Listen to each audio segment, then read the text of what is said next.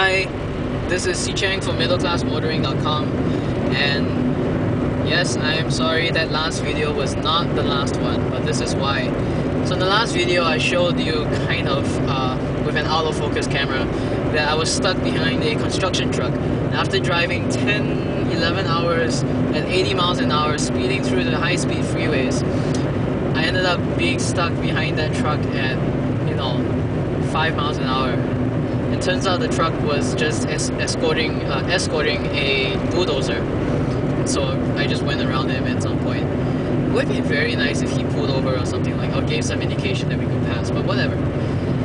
Follow the directions from the GPS, and the GPS takes me back onto the freeway, and I'm like, what the heck? And I realize I was on the 470. I need to get onto the 25, and the 470 actually links directly onto the 25, so that's the fastest way to go. But my GPS decided that it would be more interesting or better if I got off the 470, took the surface streets just for a little bit, including going through all that construction, probably adding another 20-30 minutes onto my journey, and then get me onto the 25. So my GPS just brought me one big round, and when it took me off the freeway I thought I was there, but if I checked the instructions for future turns, I would have realized that somewhere down the line it said get onto the I-25 and drive for another 40 miles. So it's late, I'm kind of tired, and I wished I was there, and so I was really ticked off just now, but I'm okay now. I'm actually still really enjoying the drive. It's nice to be at 80 miles an hour again when I was stuck at 5 miles an hour for like 10 minutes. So, you know how Top Gear has top tips? If you watch Top Gear. This is, if I can be so bold as to speak on behalf of Harvey and John, this is a middle class motoring top tip, which is if you go on a long road trip and you are using a GPS, get your own sense of direction.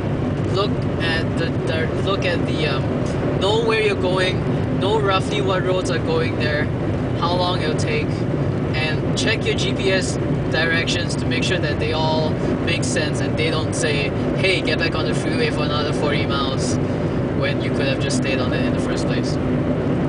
That's number one. Number two, I realized it was driving me crazy. I was like, why is this GPS still telling me that I'm going to arrive at my destination at 10:30 p.m. even though the time is like 10:45? So my GPS was telling me I would arrive at a time that had already passed, right? Turns out, it just occurred to me why this is happening. Turns out, even though the GPS with all its advanced technology, can pinpoint your exact location and tell you to turn in 50 feet, it isn't smart enough to tell you what your current time zone is. So even though it knows that I'm in Colorado, it doesn't know that I'm on mountain time. And so when it says arrival at 10:30, it actually means 10:30 Pacific time, which is 11:30 my time. So that's another screw up. 2 days in a row I've been undone by time zone changes, which I guess is understandably easy to forget.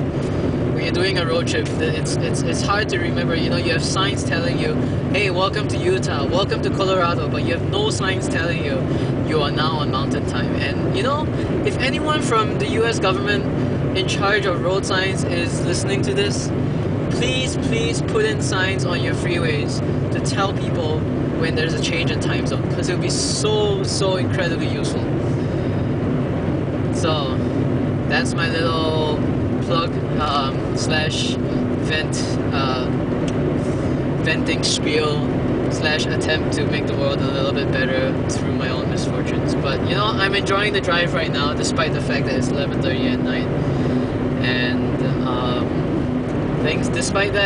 despite all the hiccups, things are going well.